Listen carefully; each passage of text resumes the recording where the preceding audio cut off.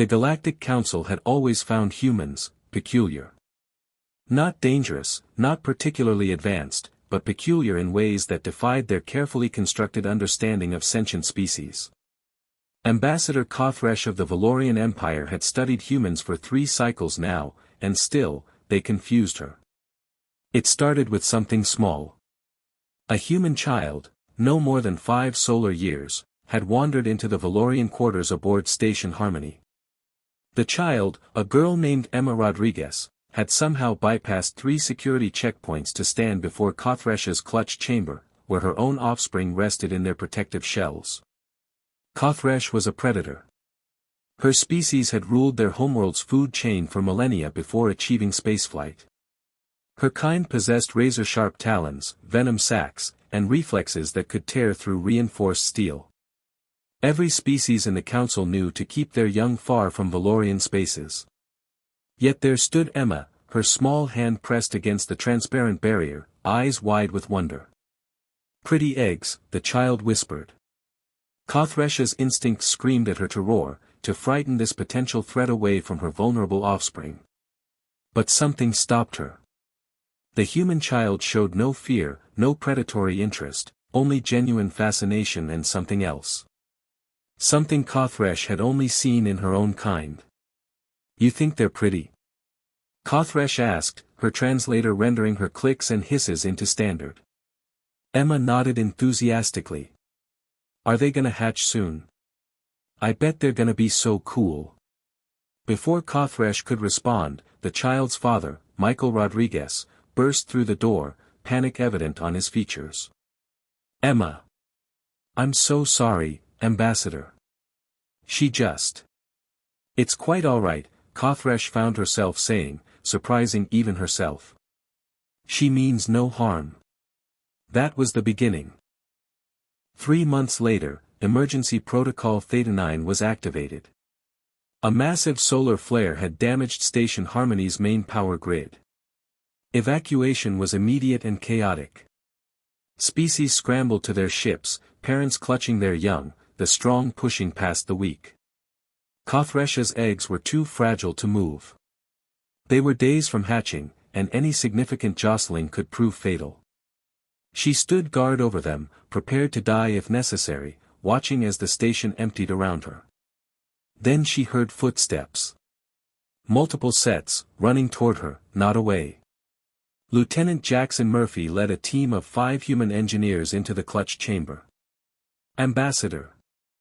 We're rigging an emergency power cell to your chamber. Your eggs will be safe." "You should evacuate," Kothresh hissed, though her heart wasn't in the command. "Yeah, we should," Murphy grinned, his team already working at impossible speed. "But we're not gonna." Another human, Dr. Rebecca Stone, approached with a portable incubator. "Ambassador, I've studied Valorian physiology. If we have to move them, I can keep them stable. But Tom's pretty sure he can keep your chamber powered." "Pretty sure?" Kothresh's tail lashed nervously. 98% sure, Thomas Wright called out from beneath a panel, sparks flying around him. "Give me 3 minutes." They worked with a coordination that seemed almost supernatural. Kothresh had watched humans for months, seen them stumble over simple tasks, argue over trivial matters, waste time on inefficient social bonding. Yet here, with her children's lives in the balance, they moved like a single organism. 2 minutes and 47 seconds later, the chamber hummed back to life. "There." Wright emerged, grinning despite the burns on his hands. "You're on an independent power cell. Good for 72 hours, more than enough time for the station to come back online." "Why?" Kothresh asked, her voice barely a whisper. "You risked your lives. For my offspring. We are not even allies." Murphy's expression softened. "Ambassador, they're kids.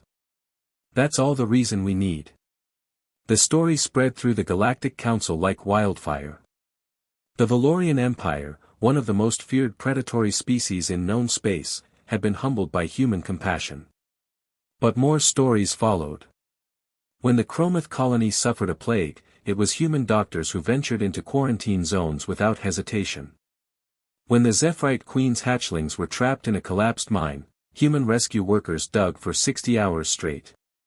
When the Thornback refugees fled their dying world with nothing but their children, it was human freighters that emptied their cargo bays to take them in. The council debated what this meant. Were humans a threat? A fool species too naive to survive? Some argued they were weak, their compassion a liability. Then came the Xylar incursion. The Xylar were a hive-mind species that viewed all other life as resources. They swept through the outer territories, consuming everything in their path. The council prepared to retreat, to sacrifice the frontier worlds and regroup. Humanity said no. Admiral Jennifer Hayes stood before the council, her uniform pressed, her spine straight. Those worlds have children on them. Valorian children. Chromath children. Zephyrite children.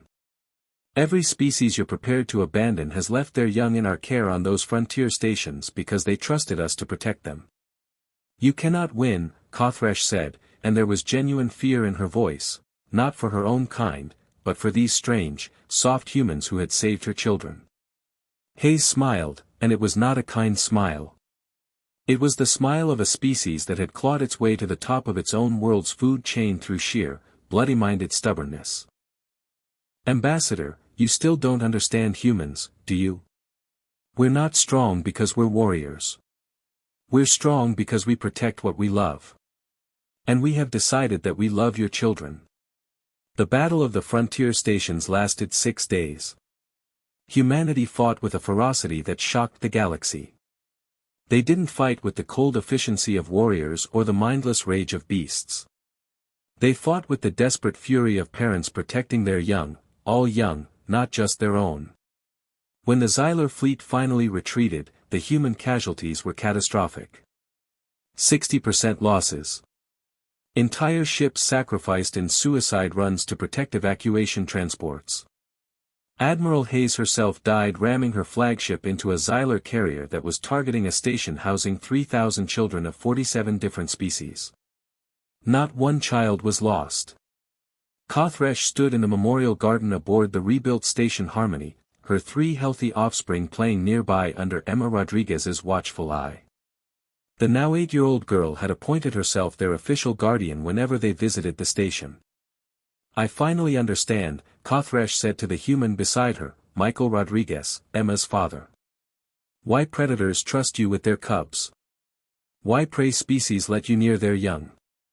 Why the galaxy's children are safer with humans than with their own kind? Why? Michael asked.